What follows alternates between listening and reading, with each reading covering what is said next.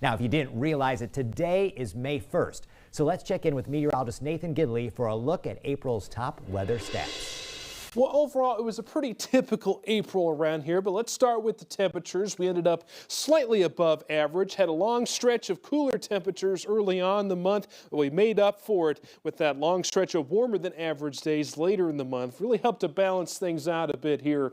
As you can see, 84 degrees was our highest temperature of the month, and on the 8th, we dropped down to 23 degrees. That was our coldest temperature for April. Ultimately, it was the 28th warmest April in Fort Wayne's history of weather records dating back to 1897. Usually in April, we average just one 80-degree and higher day, with our record being 9 set way back in 1899.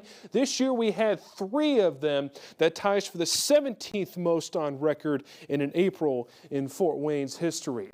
Let's turn over to precipitation. Ended up slightly above average here as well. A big part of that total, though, 3.9 inches, came on the 2nd, where we saw over an inch and a half of precipitation. Interesting to note, not a lot of green days showing up on the calendar. It was still good for the 41st wettest April in Fort Wayne's history. Not quite like what we saw last April, though. Well behind that record rainfall we saw last year of 3.79 inches. Good for the wettest April ever in Fort Wayne's history. Still above average this year, though. Some other April weather headlines include we only saw a trace of snow this April. That's below average. It's also the 7th windiest April by average wind gusts, continuing that trend over from March.